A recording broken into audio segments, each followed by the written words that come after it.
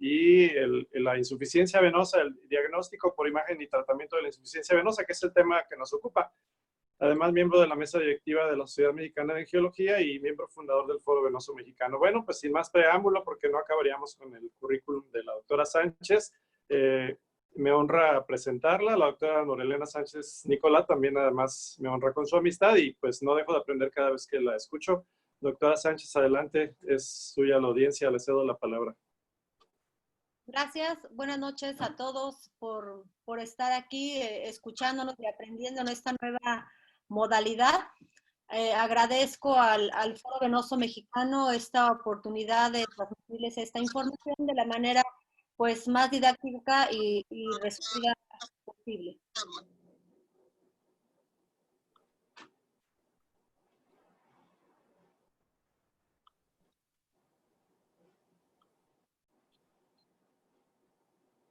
Como introducción, tenemos que la enfermedad venosa crónica es la patología vascular más frecuente y esta va a afectar al 83.6% de la población mundial.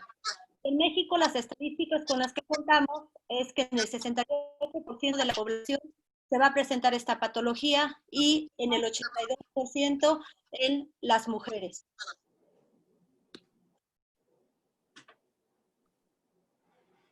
Al presentarse esta patología, los pacientes van a tener una disminución en la calidad de vida y también van a tener una pérdida en la productividad laboral.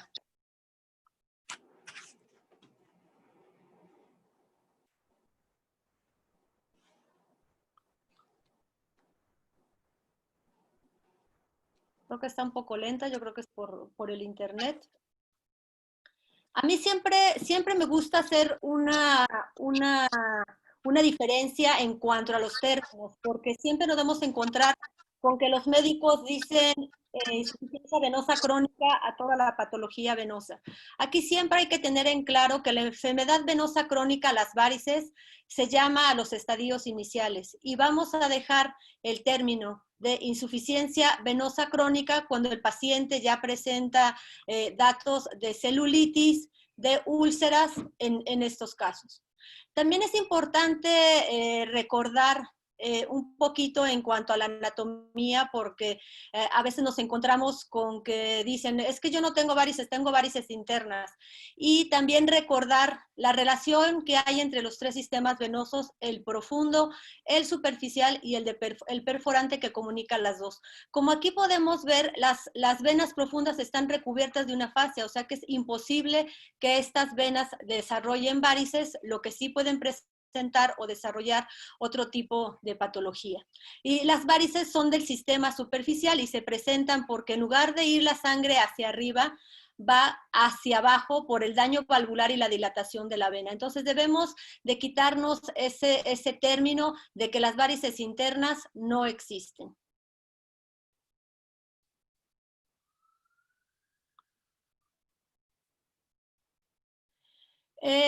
Todos los pacientes pueden llegar a presentar síntomas venosos y entonces, ¿cuándo nosotros debemos de decidir hacer un ultrasonido venoso? Definitivamente, desde las pacientes que tienen estadios tempranos a estadios avanzados con mayor razón, o que el paciente al interrogatorio presente datos clínicos de enfermedad venosa, nosotros siempre debemos de realizar un ultrasonido, porque como vamos a ver, el ultrasonido nos va a decir exactamente dónde está enferma esa vena y también podemos tomar las medidas para cuando ya decidimos realizar un tratamiento quirúrgico en estos pacientes. Esta es la imagen que nosotros vemos para ultrasonido, vemos perfectamente la vena femoral, la vena epigástrica superficial y la unión safeno-femoral donde inicia la safena mayor. Entonces es muy importante siempre hacer este estudio a todos los pacientes que tengan cualquier estadio de la enfermedad venosa y siempre hacer el estudio de pie porque es la manera como nosotros vamos a poder estudiar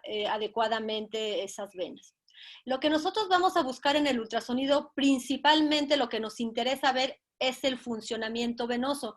Y el funcionamiento venoso del sistema superficial vamos a buscar la safena mayor, la safena menor, las perforantes y también algo muy importante. Nosotros tenemos que saber esas varices que tiene el paciente, si se relacionan o provienen de esa safena menor o de esa safena mayor para saber Si solamente vamos a tratar las varices que se ven o definitivamente tenemos que tratar los reflujos tronculares de esas venas safenas con enfermedad.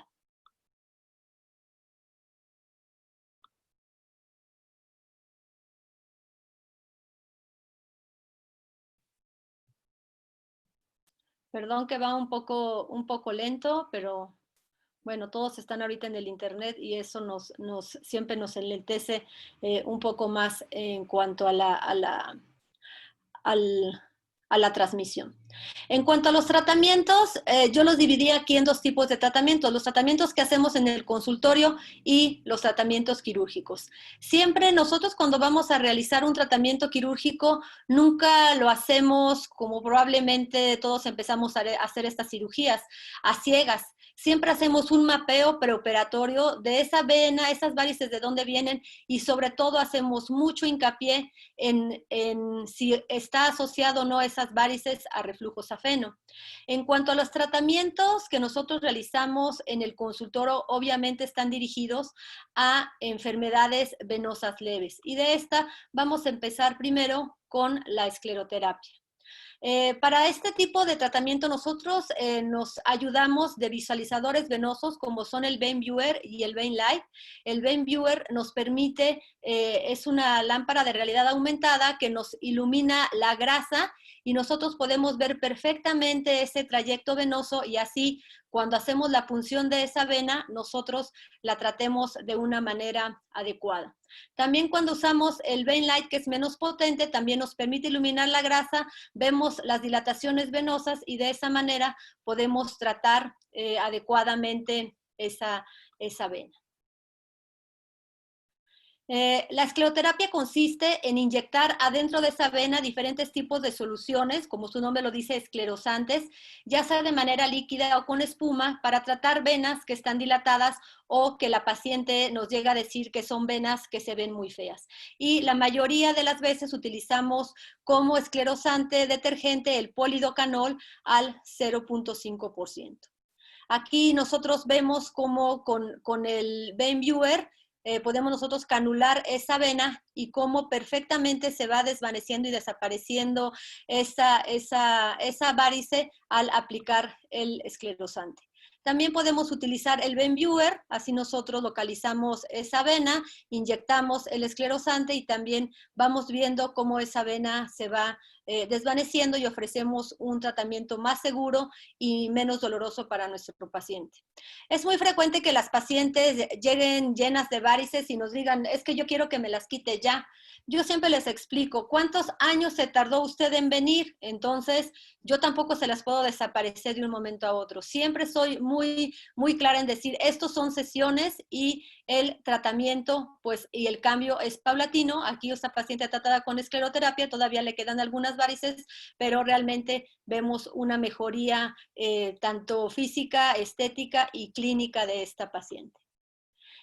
Otro tipo de escleroterapia, la escleroterapia con espuma, yo en lo personal la uso solamente para estadios avanzados, úlceras cerradas o úlceras abiertas, para que todo ese medicamento que nosotros agregamos aire y hacemos ese foam, esa espuma, se pueda difundir adecuadamente en todo ese lecho vascular y nosotros siempre lo hacemos ecoguiado para ver directamente cómo se va llenando esa vena y no ocasionar extravasación de ese líquido que puede empeorar el problema a la paciente. Aquí seguimos con los tratamientos que se hacen en el consultorio. Otro es la microescleroterapia.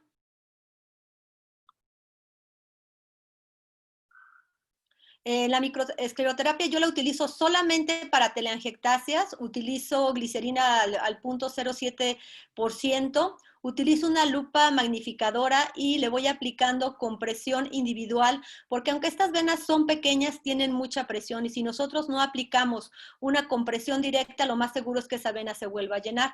Si nosotros la vemos normalmente, esa telangiectasia la vemos de esta manera y con la lupa magnificadora, nosotros podemos aumentar la imagen así, de tal manera que nosotros podemos ofrecerle al paciente una punción exacta de donde está esa telangiectasia y que finalmente al colocar el medicamento esclerosante, pues esa vena se desaparezca y tenga también buenos resultados estéticos.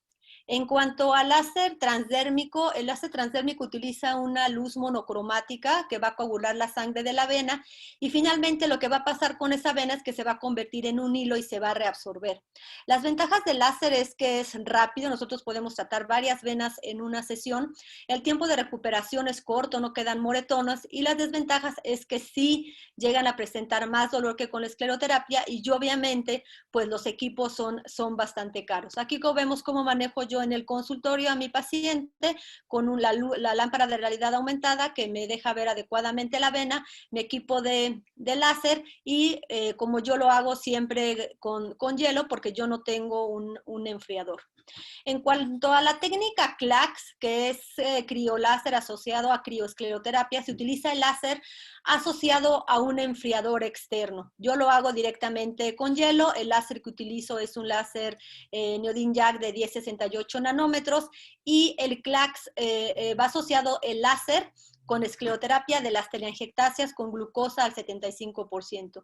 Esto fue descrito por un brasileño, esta técnica CLACS, y es bastante aceptada. Y aquí lo que vamos viendo, cómo le pongo el hielo a la paciente y cómo vamos haciendo el tratamiento directo con el láser, siempre procurando que la paciente pues tenga el menor dolor posible. Aquí está, vemos también, como les decía, esto no son varias sesiones las que tienen que pasar y vemos cómo llegó la paciente y cómo se encuentra actualmente. Todavía tiene varices en otra pierna, aquí todavía nos quedan varices y seguimos haciendo estas sesiones en las pacientes. Otro tipo de tratamiento que hacemos en el consultorio es el tratamiento de termoesclerosis. Este tratamiento de termoesclerosis, nosotros utilizamos una consola que es una electrocoagulación de alta frecuencia y que ocasiona una mínima lesión colateral, no se produce carbonización y lo que nosotros utilizamos es un filamento por cada paciente y vamos haciendo lo más cerca posible una de otra de los accesos, de las punciones en esa telangiectasia para que esa vena se vaya desapareciendo. Después de este tratamiento sí puede quedar alguna costra, pero esa costra más o menos como al mes se cae sin dejar ningún tipo de cicatriz. En cuanto a la cirugía convencional, pues mucho nos ha tocado que las pacientes se quejan porque una cirugía de varices llegan con este tipo de heridas.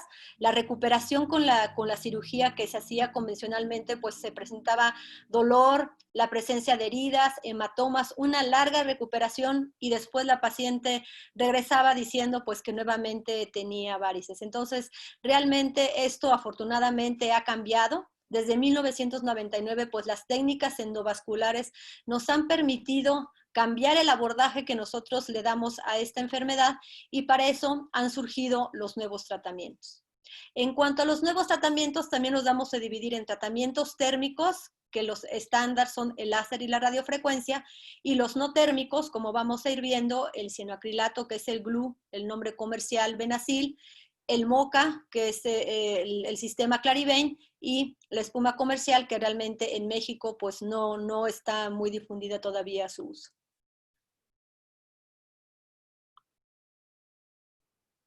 En cuanto al láser endovenoso, utiliza energía térmica y lo que ocasiona el láser es un cierre no trombótico de la luz venosa.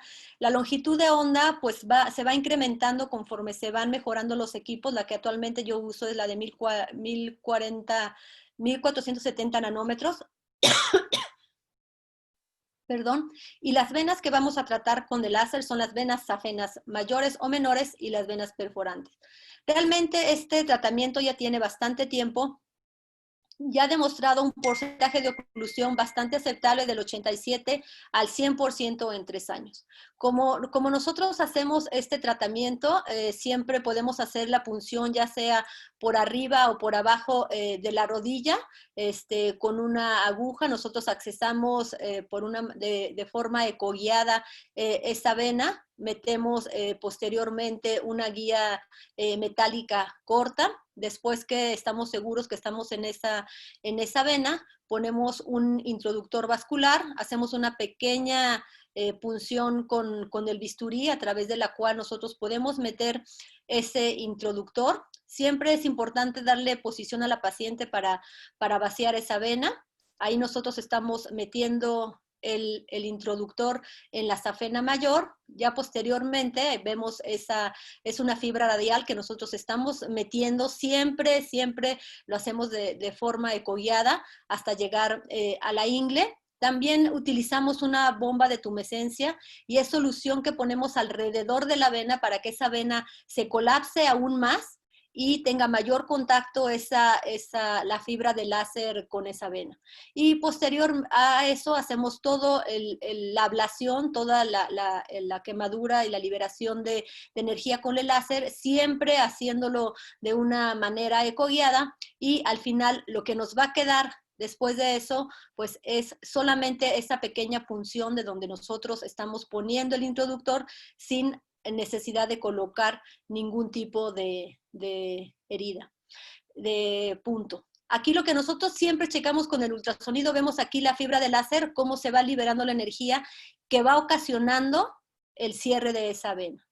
Y también aquí más aquí les vamos a explicar también, esta es una animación, cómo se coloca el introductor de manera infragenicular. Toda la fibra va navegando por adentro, por toda la safena mayor, y esta la colocamos en la ingle a 2 centímetros de la unión safeno-femoral. Por eso es muy importante siempre hacerlo de forma ecoguiada para no llegar hasta la femoral y ocasionar un problema mayor en la paciente.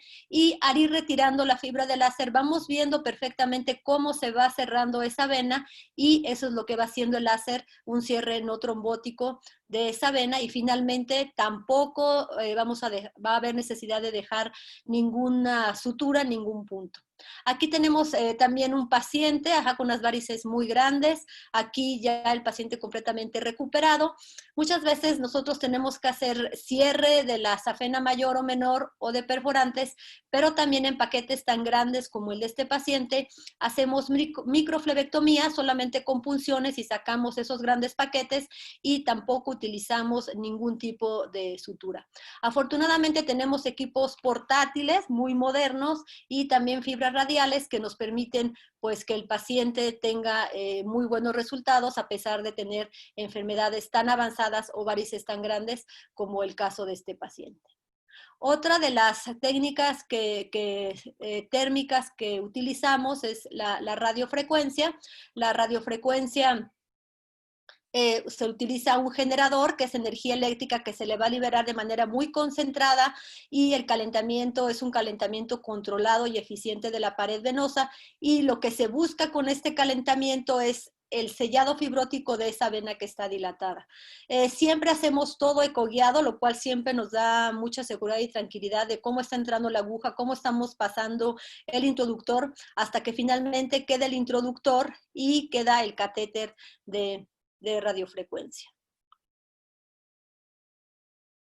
En cuanto a los resultados, pues todo lo hacemos nuevamente percutáneo. Como les comentaba, se pueden realizar tanto en el láser como en la radiofrecuencia. Si el paciente tiene paquetes grandes, podemos realizar flebectomías.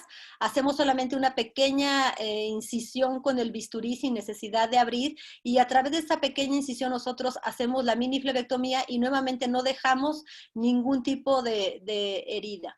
Y la colocación del catéter de radiofrecuencia como de láser siempre tiene que ser ecoguiado para evitar que ese catéter o esa fibra puedan llegar a quemar el sistema profundo. Entonces, siempre este procedimiento se debe de hacer ecoguiado y con experiencia para evitar hacer una quemadura en la vena femoral. Aquí tenemos el introductor nuevamente para la radiofrecuencia. Colocamos el catéter a 2 centímetros de la unión safeno-femoral. Las ventajas que tiene la radiofrecuencia es que tiene un elemento térmico muy largo de 7 centímetros. Entonces, obviamente, esta longitud nos permite hacer un tratamiento mucho más rápido que con el láser, que va dependiendo de la experiencia de cada cirujano, cómo lo vamos sacando. Aquí caso que hicimos con radiofrecuencia, también flebectomías, y si se fijan, realmente el resultado clínico y estético pues es bastante aceptable. En cuanto a las técnicas no térmicas, vamos a empezar primeramente con el Benacil. El Benacil es un glue, que es cianoacrilato, que es fácil de aplicar en los troncos safenos a través de un catéter, como vemos aquí. No se necesita ningún tipo de anestesia, solamente local, por donde vamos a hacer el acceso. No se presenta dolor durante el procedimiento. No hay necesidad de colocar solución tumescente alrededor de este catéter. No hay necesidad de colocar compresión o vendaje después del procedimiento. Y pues ha demostrado buenos resultados con un porcentaje de oclusión del 93% a 12 meses. Lo que hace el Benacil es, así como tal, es un pegamento que cierra esa vena dilatada. Todavía no ha podido entrar el Benacil a México por problemas con la COFEPRIS y administrativos que desconozco, y también este dispositivo pues es caro. Otro de los tratamientos no térmicos que nosotros utilizamos es el Clarivane. El Clarivane, o el sistema MOCA, por sus siglas en inglés, hace una infusión de esclerosante líquido, a su vez que el catéter va girando de 2.000 a 3.500 revoluciones por minuto. Por eso se llama una oclusión mecánico-química. Esta oclusión mecánico-química lo que va a hacer, va a ocasionar un daño endotelial y va a permitir que el esclerosante se absorba y va a hacer un cierre venoso, que es lo que nosotros queremos. También se hace todo el procedimiento coguiado. Sí se puede hacer en el consultorio porque solamente se aplican 2 cc de anestesia por arriba o por abajo de la rodilla, y es completamente ambulatoria. Si la paciente después de esto se quiere ir a trabajar, se puede ir perfectamente. Se utiliza para tratar los troncos safenos, ya sea la safena mayor o la safena menor, anestesia local que lo ponemos infra o supra genicular. El catéter es perfectamente colúcido, nosotros lo podemos ver y distinguir perfectamente con ultrasonido. El Clarivane utiliza un introductor más chiquito que el láser y la radiofrecuencia de 4 French. Es un catéter centimetrado que nos permite a nosotros ir haciendo el tratamiento.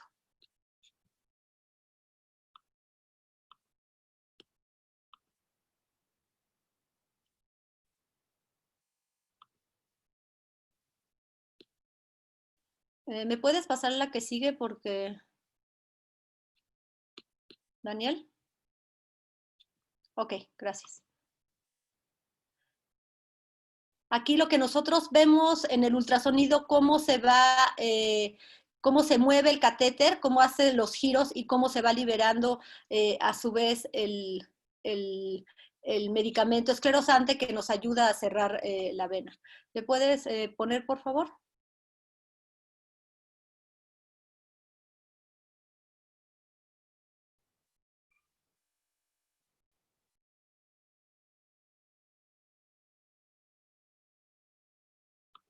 Muy bien.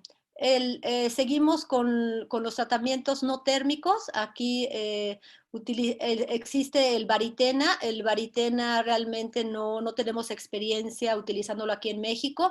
Es un esclerosante comercial en espuma que igualmente se pone adentro de la vena. Es una espuma microfoam y está en concentración igualmente de polidocanol al 1%. Es seguro y se han demostrado con buenos resultados, pero realmente en México tenemos poca experiencia con este tipo de esclerosante.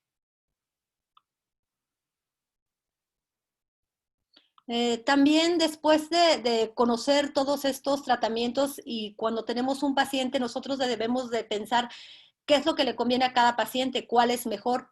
Este estudio, que es un metaanálisis en el cual se compararon estos 4 tratamientos, se vio que a través del tiempo el más efectivo, que tenía mayor oclusión venosa, era el láser. Sin embargo, aquí el catéter de radiofrecuencia que se utilizó era un catéter ya antiguo. Y si se fijan, la escleroterapia va hacia abajo, va hacia abajo. ¿Por qué? Porque sabemos que con la escleroterapia de troncos mayores tenemos mucha recanalización. Igual con la cirugía, la recidiva y la neovascularización también es importante. Entonces, de acuerdo a este metaanálisis, pues seguimos con el láser y la radiofrecuencia como tratamientos de elección. En cuanto a los tratamientos no térmicos, aquí podemos ver el MOCA y el Benazil, pues realmente son tratamientos caros porque nos estamos ahorrando el paso del paciente en quirófano. La oclusión que se obtiene con ambos tratamientos es bastante aceptable, por arriba del 80 al 100%, y están hechos para que uno los pueda hacer en el consultorio, el paciente no pase a quirófano y sean completamente ambulatorios. Sin embargo, tenemos nuevas tecnologías que nosotros también tenemos que tomar en cuenta, como el Sonovein, en el cual no se inyecta medicamento, no se hacen heridas, y todo es a través de un aparato de manera externa, el cual se programa por una computadora y se van transmitiendo ondas de ultrasonido para que esa vena, al recibir esas ondas de ultrasonido, se vaya secando. Solamente la vena que nosotros estamos marcando que está dilatada, que está enferma, se va secando a través de estas ondas de ultrasonido. Esto está en experimentación, todavía no tenemos este tipo de tratamiento en México. Como conclusiones, tenemos que la introducción de todas las nuevas técnicas endovasculares realmente ha cambiado el tratamiento de las varices. No tiene por qué una paciente estar espantada de que va a sangrar, de que se le van a hacer grandes heridas. Tenemos que abandonar esa idea de las cirugías cruentas, dolorosas, con recidiva, que tienen una recuperación muy larga. Y también, al conocer y tener nosotros a la mano tantas tecnologías, debemos de desarrollar un criterio adecuado para saber qué paciente hay que hacerle qué tipo de tratamiento. Para poder nosotros hacer y dominar estas técnicas endovasculares, siempre debemos de guiarnos del ultrasonido, porque nos va a servir para hacer un diagnóstico preoperatorio, nos va a servir para hacer el acceso venoso, para seguir ese catéter, esa fibra, y también en el seguimiento para ver cómo va respondiendo nuestro paciente. Y también en cuanto a los procedimientos de fleboestética, nosotros no podemos hacerle el FEA aunque seamos cirujanos vasculares, porque eso también es salud vascular. Es más importante hacer escleroterapia a esas venas pequeñas o que se ven feas, porque si eso no lo tratamos ahorita con un procedimiento ambulatorio, pues probablemente nos va a llegar la paciente ya con complicaciones o varices grandes. Entonces, nosotros debemos de realizar estos procedimientos fleboestéticos, porque si no, pues no lo hacemos nosotros como especialistas, algún otro pues se dedicará a hacerlo. Y también siempre adecuarnos a la fisiopatología del paciente, a los antecedentes, si tuvo o no tuvo trombosis, y a las características clínicas y ultrasonográficas, para que nosotros decidamos el mejor tratamiento para cada paciente y no decir a todos láser, a todos radiofrecuencia o a todos escleroterapia.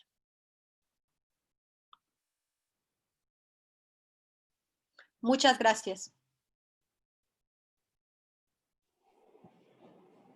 Al contrario, doctora Nora, ha sido un gusto y un placer escuchar su sesión. Realmente muy gráfica, muy ilustrativa, principalmente por la gran variedad de tratamientos que se están llevando a cabo actualmente en todo el mundo. Pues la verdad es que son de y es básico aquí ejemplificarlos y mostrar las características, además de la utilidad de cada una de ellas.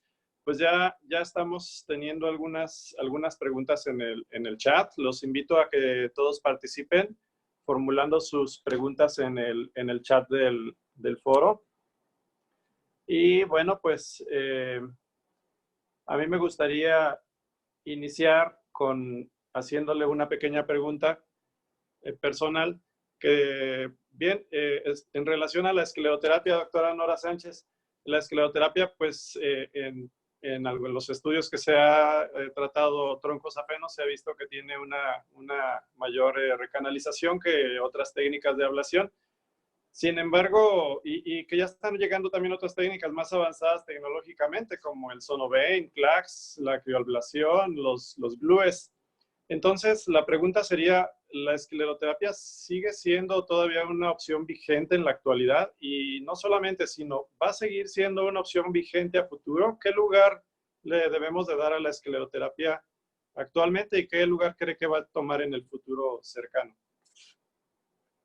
Bueno, definitivamente, como te fijas, por ejemplo, una de las mejores tecnologías que tenemos para tratar las varices es el láser. O la técnica clásica, de todas maneras, es terapia. Entonces, yo no pienso que la escleroterapia vaya a salir de ninguna manera. Lo que yo sí no hago, a mí no me gusta hacer escleroterapia de troncos afenos. Mejor prefiero hacer Clarivén o hacer láser, o definitivamente que la paciente se quede así y se vaya con otro médico. Pero no me gusta hacer escleroterapia de troncos safenos.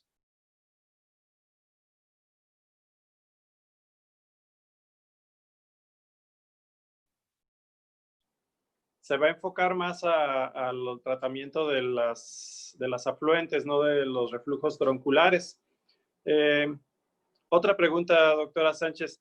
En sesiones previas se ha visto que el diagnóstico de las varices y el tratamiento no debe de únicamente llevarse a cabo por la exploración física inicial en el consultorio, porque es un diagnóstico funcional o hemodinámico y principalmente se utiliza el ultrasonido duplex color.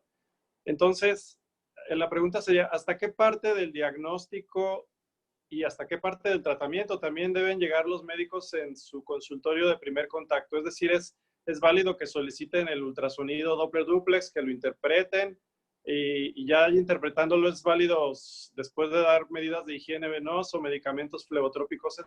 Es válido también que se hagan procedimientos en el consultorio de primer contacto en medicina general. ¿O cómo lo interpretaría eso, doctora Nora Elena Sánchez? Bueno, yo la verdad creo que lo mejor para el paciente y para todos es que si estás viendo un paciente con cáncer, se lo mandes al especialista. Porque incluso tú le puedes mandar a hacer un ultrasonido y si se lo hacen acostado a ti no te va a servir. Si no están viendo cuánto mide la safena, si no están viendo variantes anatómicas, a ti no te va a servir. Entonces, yo creo que lo primero es que si tú estás viendo un paciente con varices, a lo mejor de inicio le des recomendaciones de higiene venosa, que baje de peso, que haga ejercicio, que use una media elástica, pero realmente iniciar un tratamiento ahí, pues yo creo que no es lo conveniente ni para el paciente ni para el médico que lo está haciendo porque no tiene probablemente el conocimiento o los fundamentos como tal, incluso del ultrasonido, para obtener buenos resultados. Tengo aquí una pregunta del Salvador que nos dice a través del chat que si hay otras opciones además del polidocanol, hay otras opciones para poder realizar la escleroterapia y qué diferencias hay en cuanto a sus resultados.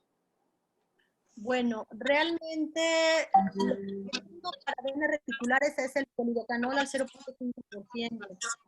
Para las telangiectasias, yo utilizo glicerina, que es menos agresiva, que deja menos matting, y la glucosa 75% que solamente se consigue fuera de México, que también me gusta para las telangiectasias. No me gusta poner a las telangiectasias polidocanol, pienso que es demasiado agresivo y que el resultado estético definitivamente no va a ser bueno. Pero yo creo que el rey de los esclerosantes es el detergente, el polidocanol.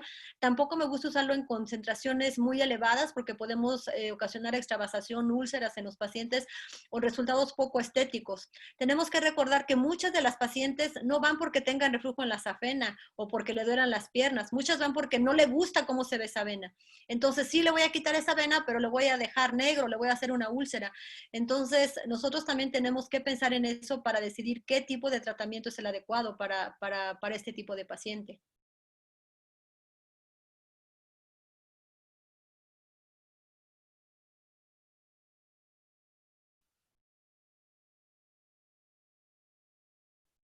Dicen el manejo de perforantes insuficientes que requieren tratamiento. ¿En qué caso utiliza láser y en qué casos utiliza ecoescleroterapia? ¿Y qué longitud de onda utilizaría en el caso de que ser láser y qué concentración del esclerosante en caso de ser esclerosante en perforantes? Bueno, realmente las perforantes que es otro tema hermoso que me encantaría platicarles, si alguna vez me lo permiten en el foro venoso. Las perforantes tuvieron su crecimiento y tuvieron su momento de fama. Realmente ahora las perforantes, ya sabemos que no hay enfermedad de perforantes. Las perforantes se vuelven insuficientes por problemas superficial. Entonces, yo tengo que tratar ese problema superficial antes que pensar en una enfermedad de perforantes. ¿En qué casos está indicado tratar la perforante? Cuando esta mide más de 3.5 milímetros en estadios avanzados. O sea que yo en estadios iniciales, lo único que voy a hacer es quitarle esa vena dilatada, quitarle ese reflujo, pero no tocar esa vena perforante. Cuando tuvo su tiempo de fama las perforantes, sí me gustaba hacer el láser, pero ¿qué pasaba? Ese láser lo hacía en pacientes con úlceras, con la enfermedad avanzada, entonces se provocaba más inflamación en esas pacientes. Entonces, definitivamente que si estoy pensando que una perforante la voy a tratar porque está asociada a una insuficiencia venosa, una paciente con úlcera cerrada o una úlcera abierta, definitivamente voy a preferir hacer escleroterapia. Y a mí no me gusta hacer el polidocanol muy concentrado, prefiero hacer más sesiones repetitivas en la paciente, pero nunca excederme en cuanto a la concentración, porque sí me ha tocado hacer úlceras en los pacientes y realmente pues es muy penoso. Entonces yo prefiero hacer mejor más seguido los tratamientos y siempre hacerlo al 0.5%, pero nosotros debemos de quitarnos esa idea de que una perforante, el paciente tiene enfermedad de perforantes, eso no existe. Una enfermedad de perforantes aislada, bueno, ya sé que es otro tema, pero no debemos de tomarlo en cuenta así como tal.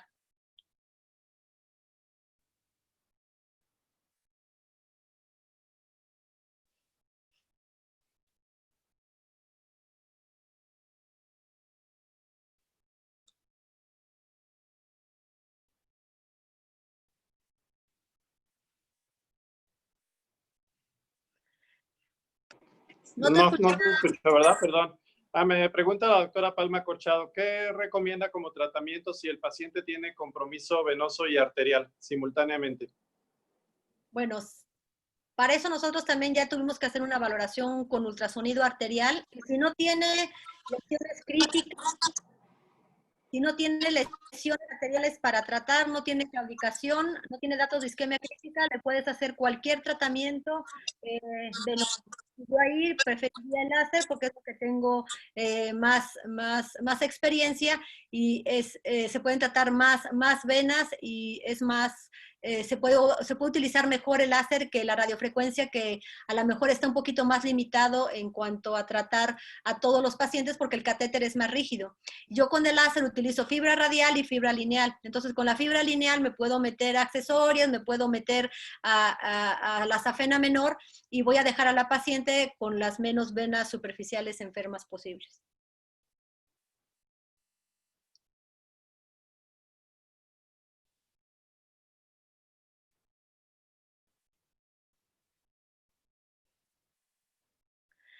Perdón, tengo que controlar aquí una Exacto. línea que sale. Dice que a partir de qué edad se puede iniciar tratamiento de escleroterapia. Me imagino que están pensando en algunas veces que llegan incluso niñas con pequeñas varículas o con pequeñas arañitas o telangiectasias. Bueno, ¿hay alguna edad en la que se pueda definir a partir de aquí sí, a partir de aquí para abajo no?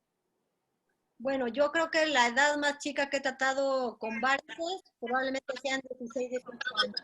Pero más chica, la verdad, pues no, yo creo que hay que esperar a que crezca, que se desarrolle. Y si tiene la genética de varices, ahí lo que más me importaría es que la paciente entienda cómo tiene que cuidarse para que esa varícula o esa telangiectasia que tiene no crezca más, ¿no? Pero yo así a niñas no les trato, no les hago escleroterapia. Cuestión psicológica aquí sería importante, tiene toda la razón. Bueno, otra pregunta menciona que hay el porcentaje de recidivas que existe con el tratamiento de endoablación con láser. Y bueno, y relacionado con eso, ¿en cuánto tiempo se debe de hacer el control ecográfico después de haber hecho las diferentes técnicas de ablación? Bueno, realmente el porcentaje de recidiva, o sea, más bien el porcentaje de oclusión de láser es por arriba del 90% a 3 años. Pero digo al paciente, si le voy a hacer láser, pero no lo voy a hacer días. Pero a cambio de eso, usted va a tener que tener un control estricto. Sabemos que la vena se puede abrir en un segmento. Si se abre en algún segmento del agua quimioterapia fogueada, no es el problema. Pero el láser es bastante efectivo y el porcentaje de cierre es por arriba del 90% a 3 años.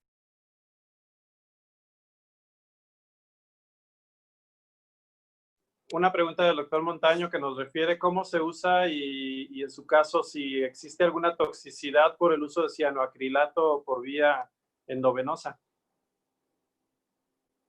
El cianoacrilato viene con un frasquito y un catéter y realmente no se ha visto toxicidad y se ha visto un poco de alergia.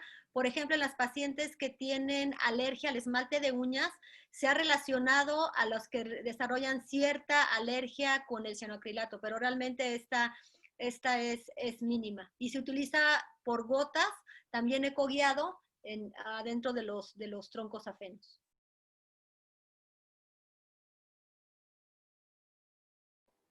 La doctora Núñez Arriola nos pregunta si la hiperpigmentación de la piel, que puede llegar a presentarse como una complicación, en especial de la escleroterapia y de diferentes procedimientos, si es reversible después de haberse producido. ¿Con escleroterapia, perdón? Sí, puede ser por escleroterapia. Nada más menciona la hiperpigmentación.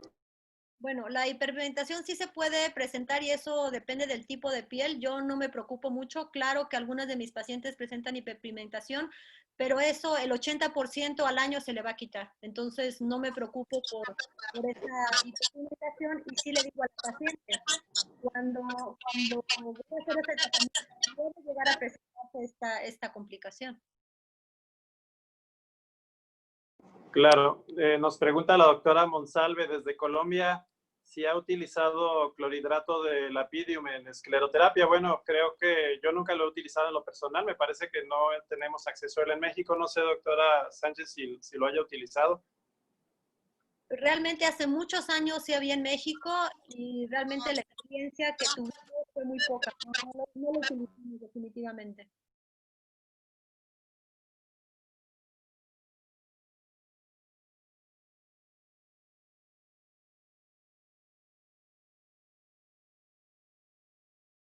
Perdón, el doctor Eric Bravo de México nos pregunta si el ultrasonido Doppler que se le realizó, ¿cómo se puede valorar si un ultrasonido Doppler venoso que le hicieron al paciente en la consulta de primer contacto es válido o no es válido, si no es correcto el ultrasonido?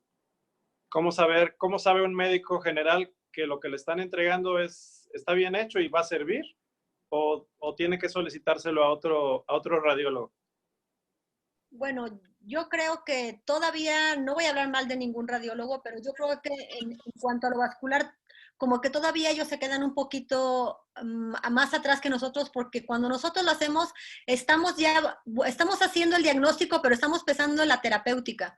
Entonces, yo siempre cuando el paciente me dice, no, yo traigo mi ultrasonido, les digo, ¿cómo se lo hicieron? Acostada. Entonces, ya tan solo con ese pequeño tip, pues tú le vas a decir, lo siento, pero ese ultrasonido no sirve. Entonces, yo realmente, o sea, sí creo, hay mucha gente muy capaz haciendo ultrasonidos venosos, no nada más que creen los míos, pero a mí consulta a un paciente que yo voy a tratar, yo le voy a hacer el ultrasonido.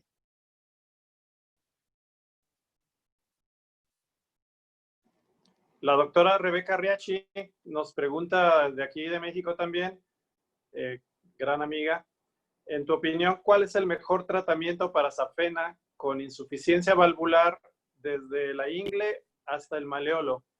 Refiere que no hablamos de algo estético, sino funcional y que además tenga insuficiencia de perforantes. En tu opinión, Nora. Bueno, realmente para eso hay que hacer un estudio del patrón de reflujo safeno que tiene la paciente, porque muy difícilmente te vas a encontrar con un patrón de reflujo 6, que es la safena incompetente desde el maleolo hasta la ingle. Eso es muy raro que te lo puedes encontrar. Entonces, por eso todos los procedimientos ablativos son por abajo de la rodilla o por arriba de la rodilla hacia la ingle, porque es donde es más frecuente el reflujo. Entonces, independientemente, si yo tengo una paciente con reflujo del malleolo, yo no le voy a ablacionar desde el malleolo, yo le hago un abordaje infragenicular, evitando la punción del nervio safeno para que no le quede neuropatía, y probablemente abajo de la safena infragenicular se vuelve incompetente por las afluentes. Entonces, yo le haría escleroterapia de las afluentes, o si están muy grandes, flebectomías. Y la insuficiencia de perforantes, pues ya quedamos, no hay enfermedad aislada de perforantes. Si yo le quito esa vena dilatada asociada a esa perforante se va a remodelar y se va a volver a su tamaño normal. Entonces, a mí los perforantes en estadios tempranos no solamente cuando son estadios avanzados. Muy bien, muchas gracias. Vamos a ver, tenemos aquí preguntas directas del chat. El doctor Iván Gutiérrez de Perú la felicita. ¿Alguna experiencia con esclerosis de safena interna? Supongo que safena mayor. Y si realiza desconexión quirúrgica de la unión safeno-poplitea. Bueno, entonces sería la safena menor. Si en la esclerosis de la safena menor se hace una desconexión quirúrgica de la unión safeno-poplitea. A mí realmente, con toda la tecnología que hay, que yo es lo que yo pienso. Hacerle solamente una escleroterapia ecoguiada de la safena menor, pues no estoy ofreciéndole un porcentaje de oclusión adecuado a mi paciente, porque esa paciente va a regresar. Aunque yo le ligue el callado, porque esa vena se vuelve insuficiente por las afluentes o está más dilatada abajo. Entonces, aunque yo le cierre la unión safeno-poplitea, se puede ir la espuma, se puede ir por otros lados, igual provocarle alguna complicación.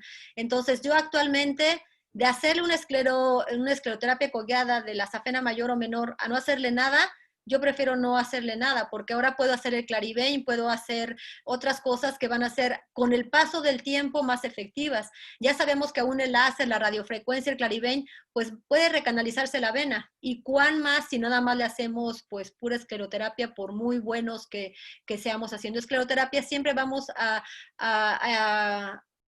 el paciente va a estar regresando con nosotros todo el tiempo, entonces no va a ser un tratamiento tan efectivo a largo plazo. A lo mejor de inicio se le puede cerrar por un tiempo, pero esa vena se va a volver a abrir. Sí, así es. Muy bien. Más preguntas del chat. Me preguntan que qué distancia de seguridad, seguramente qué distancia debe tener la vena safena de la piel para poder realizar una ablación endovenosa o un endoláser. Bueno, yo realmente a eso no le doy mucha importancia, porque yo le pongo una solución tumescente importante para evitar que vaya a quemar la piel. Y esa solución tumescente también para quitar las posibilidades de quemar el sistema profundo. Entonces ahí tiene mucho que ver la cantidad de tumescencia que nosotros utilicemos para que esa vena se haga más profunda con solución tumescente y yo no le vaya a quemar la piel. Ahora, si esa vena está demasiado superficial, entonces yo elijo ablacionar más arriba, donde está más profunda, y hacer la flebectomía de toda esa safena sin ningún problema. Si decido no hacerle la flebectomía y hacerle todo con láser, solamente le voy a explicar a la paciente que le puede quedar un cordón fibroso un poco más pigmentado, que finalmente con el tiempo se va a desaparecer.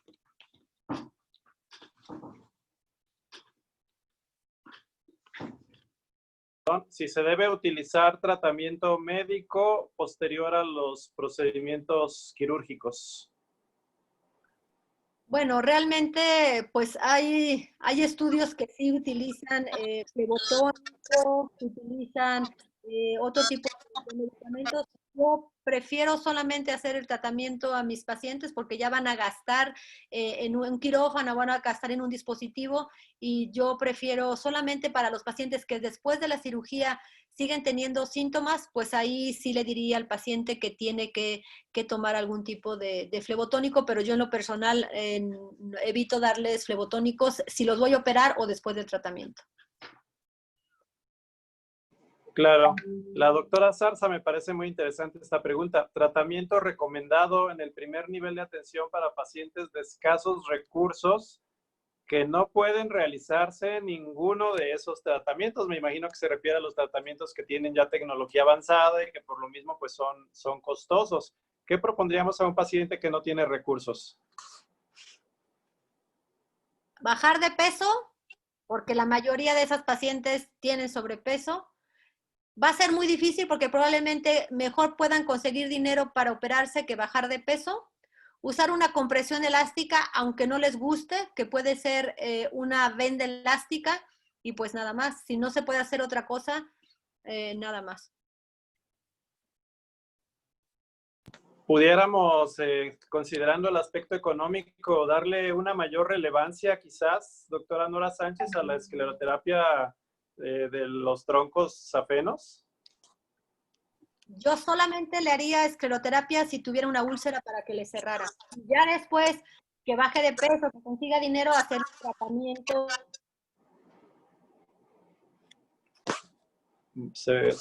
No te escuchamos. No escuché la última parte. ¿Sí tiene sonido la doctora Nora Sánchez? Ya. Ya, lo último creo que no lo escuchamos. Ajá, si tiene una úlcera, sí le hago escleroterapia. Pero para hacerle el tratamiento de los troncos safenos, yo me esperaría a que juntar el dinero y hacerle un tratamiento realmente efectivo, porque muchas veces los pacientes te das cuenta que gastan dinero en goicochea, en goicotines, en cámara hiperbárica, y realmente tus tratamientos que están científicamente comprobados, que has gastado en tus equipos, no los quieren pagar. Entonces yo prefiero, si tiene una úlcera abierta, hacer la escleroterapia cogueada y ya después que venga para que le haga un tratamiento definitivo a esas varices. De acuerdo. Muy bien. Pues me parece que tenemos, no sé si el foro quiera hacer alguna... tenemos un poquito de preguntas más de Facebook. Permítame un momentito.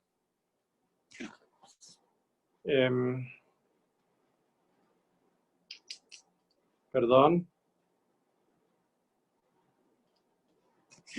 No, pues me parece que ya tenemos que ya hemos respondido a las preguntas que se están realizando desde Facebook y desde el chat. Bueno, pues si no hay algún otro comentario o alguna otra pregunta, que tenemos todavía un poquito de tiempo.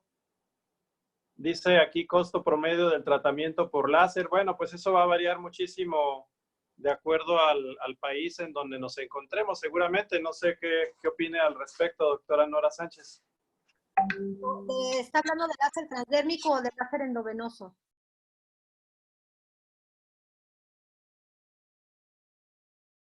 Entendí láser endovenoso por la estructura de la pregunta.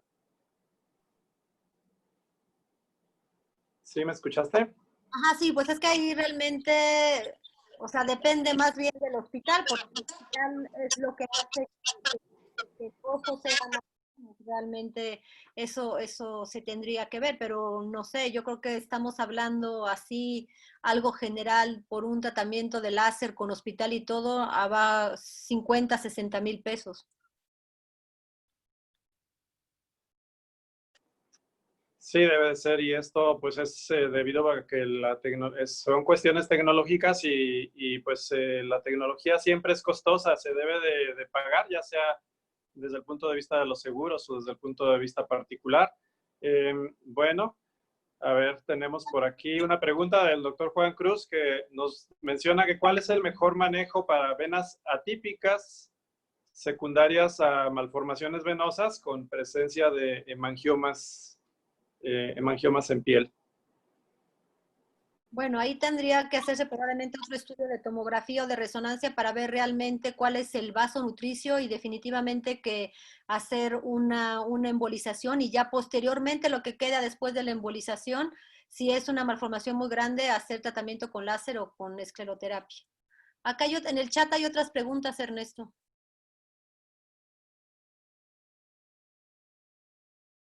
Una de Facebook que nos refiere el doctor Eric Bravo si aún la safenectomía es una técnica válida. Bueno, yo creo que una safenectomía que tú haces con una mini incisión, que haces ecoguiada, que haces composiciones con el paciente para vaciar la vena, que metes el safenotomo ecoguiado y que lo haces lo menos traumática posible, ¿por qué no? También el doctor Bravo nos pregunta si es conveniente hacer procedimientos quirúrgicos para insuficiencia venosa en pacientes COVID. Yo definitivamente ahorita no estoy haciendo ningún tipo de procedimiento quirúrgico en ningún paciente, solamente urgencias. Sí, desde luego. Creo que ahorita el riesgo de la infección de un paciente COVID, tanto del paciente como del equipo quirúrgico, es muy alto y la insuficiencia venosa al final es una patología que podemos manejar médicamente mientras se resuelve, por lo menos controlarla mientras se hace algún procedimiento quirúrgico. De acuerdo completamente, doctora Nora. Hay una, Menciona el doctor. perdón, es que hay unas preguntas en el chat de Zoom, no sé si las alcances a ver. Si gusta, si la tienes visible, la puedes contestar directamente. Adelante. Todavía tenemos, creo que ya tenemos poco tiempo. Dicen, una paciente joven sin varices asintomática que tiene solo telangiectasia. En el examen duplo se encuentra reflujo de safena mayor en muslo con un diámetro de 5 milímetros. ¿Le haría alguna intervención ablativa de safena? Una safena de 5 milímetros en el muslo, yo dudaría que tiene reflujo. Yo creo que hay mejor repetir el ultrasonido. Y si la paciente está asintomática, yo la trataría solamente las varices visibles y vería cómo se comporta si solamente es un reflujo segmentario de la safena supragenicular. ¿Por qué voy a tratar toda una safena si a lo mejor nada más es un reflujo segmentario y una safena de 5 milímetros? Dudaría que esa vena a nivel del muslo de 5 milímetros tendría reflujo. Sí, claro, desde luego. Dice aquí también que si existe alguna contraindicación para practicar escleroterapia en un paciente diabético con insuficiencia venosa. Ninguno, porque son procedimientos de mínima invasión que tú estás consciente o ya valoraste que el paciente no tiene ningún problema arterial, entonces se pueden hacer y es uno de los beneficios de esos tratamientos que se pueden hacer en pacientes diabéticos. No sé si tengan el dato, alguien, la doctora Palma nos pregunta si esos tratamientos los realizan hospitales como el GEA González o el Hospital General de México para pacientes de escasos recursos. Pues yo supongo que sí, tiene todos los conocimientos y todo lo necesario. No sé qué opina, doctora Nora. Sí, no, no estoy segura que en el GEA González, pero en el Hospital General de México definitivamente tienen esta opción. Hay otra pregunta de Yasnier Moreno que dice, ¿es realmente efectivo el láser transdérmico para telangiectasias o debe ser combinada con la escleroterapia química? Realmente lo efectivo es el CLAX, ¿no? Que es el crioláser asociado a crioescleroterapia. Y este es láser a las venas reticulares y escleroterapia a las telangiectasias. Yo directamente a las telangiectasias no les hago láser, prefiero hacerle escleroterapia, microescleroterapia con la lupa y es más efectivo. Y de hecho, usted tiene mucha experiencia también en la aplicación de radiofrecuencia más escleroterapia. ¿Es similar el resultado al CLAX o el CLAX lo supera? El CLAX lo supera, porque lo que hace el RAFTE, que es la termoesclerosis con escleroterapia, es que se tarda mucho y deja al principio un tipo de cicatriz. Entonces realmente es más efectivo, más rápido el CLAX.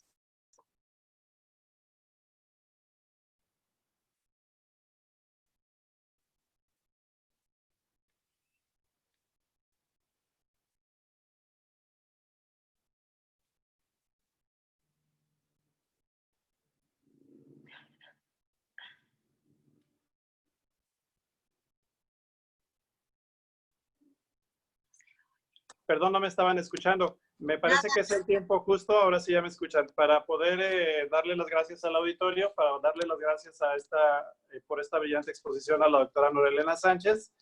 y obviamente al laboratorio que nos ha patrocinado, que en este caso Sanfer, que sabemos todos que se ha preocupado siempre por apoyarnos en estos eventos académicos. La audiencia sí fue muy participativa, tuvimos muchas preguntas, algunas pues ya quizás se nos fueron traspapelando y el tiempo también ya se nos agotó, pero bueno, creo que todas las que nos hicieron llegar las contestó de manera brillante la doctora y muy ilustrativa. Pues bien, no me queda más que invitarles a la sexta sesión del curso de Introducción al Manejo del Paciente Flebológico, que se va a llevar a cabo el próximo jueves 25 de junio. Esta va a tener el tema, precisamente, para ahondar todavía más en esto, el tema va a ser la escleroterapia como tratamiento de las varices en miembros inferiores. Pregunta, ¿es un tratamiento artesanal o un tratamiento científico? Y bueno, el ponente va a ser el doctor Valente Guerrero González, que es el fundador y es el presidente del Foro Venoso Mexicano, principal promotor de estos cursos de introducción al manejo del paciente flebológico, por lo que realmente vamos a estar de manteles largos en esa charla. Y pues les recomiendo ampliamente que podamos estar todos presentes para que podamos ahondar mucho más en todas estas técnicas. Doctora Norelena Sánchez, pues un placer como siempre escucharla, un placer aprender de usted y gracias a todos por acompañarnos. Doctora, no sé si quiera dar algunas palabras de despedida. No, pues muchas gracias y al Foro Venoso Mexicano por permitirnos estar en este foro y gracias a toda la gente que amablemente nos escuchó. Buenas noches. Al contrario, muy buenas noches y gracias a todos y los esperamos en la siguiente sesión de los jueves del Foro Venoso Mexicano. Y gracias Hasta luego. Gracias, Nora. Hasta luego. Buenas noches.